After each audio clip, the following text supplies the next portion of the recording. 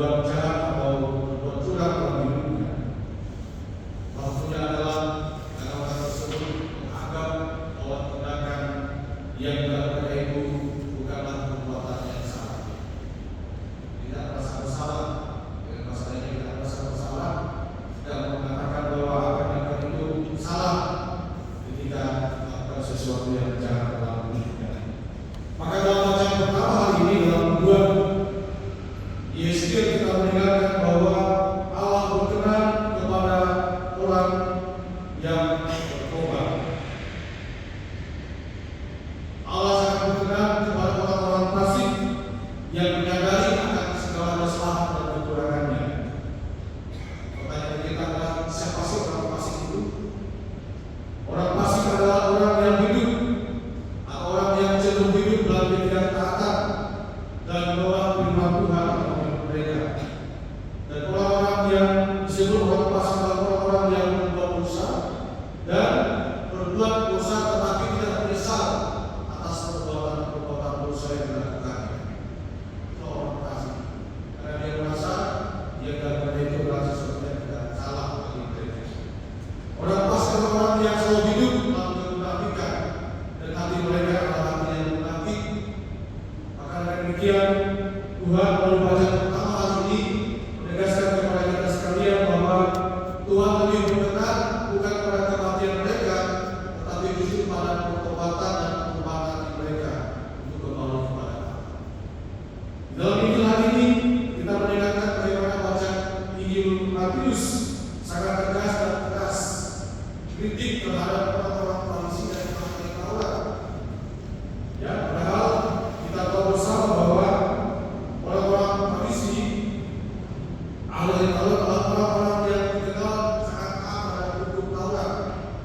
Tapi justru Yesus mengkritik mereka dengan kata-kata dalam sabdanya hari ini, dengan mengatakan demikian: jika hidup keagamaan tidak lebih benar daripada hidup keagamaan ahli-ahli Taurat dan orang-orang Farisi, kalian tidak akan masuk ke dalam kerajaan surga.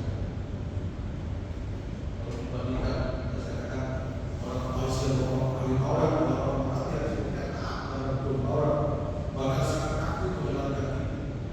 Tetapi Yesus, apa yang dia terkasih, saudara-saudara, mau kita masuk lebih dalam lagi dalam ayat hukum Taurat itu atau sabda Tuhan itu. Yesus mengatakan bukan hanya soal tidak membunuh, tidak marah terhadap sesama, tapi yang paling penting lagi adalah bagaimana kita diajak untuk membersihkan hati kita dari perasaan-perasaan dendam, dengki, sakit hati. Bukan soal marah, bukan soal tidak melakukan perbuatan dosa yang besar, tapi Yesus mengharapkan kepada kita sekalian supaya kita melepaskan, membersihkan hati kita dari kebencian, dendam, dan juga hati kita yang cenderung merendahkan sesama. Itulah yang diharapkan oleh Yesus sebetulnya dalam Injil hari ini. Maka dia mencontohkan kalau hati kita masih menyimpan benci, dendam, belum berdamai dengan orang lain sesama kita, maka kita akan persembahkan persembahan.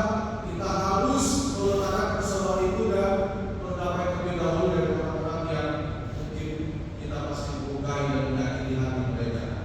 Ini sangat penting bagi para penduduk yang Yesus mau supaya setiap orang sungguh-sungguh memiliki hati yang mau mengampuni, hati yang mau melepaskan segala kebencian dan kedengkian terhadap sesama kita. Karena itulah kualitas hidup sebagai orang-orang Kristiani, murid-murid yang diharapkan oleh Yesus kepada kita sekalian. Karena hati yang menyesal, hati yang bertobat, hati yang bersih adalah hati yang selalu akan dipuji oleh Tuhan kepada setiap orang.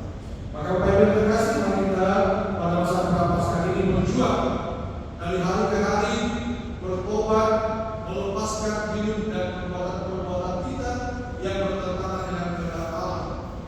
Kita berjuang pada masa Prapaskah ini menyadari bahwa perbuatan dosa yang mungkin kita lakukan adalah perbuatan yang bertentangan dengan kehendak Allah. Jangan kita menggunakan perbuatan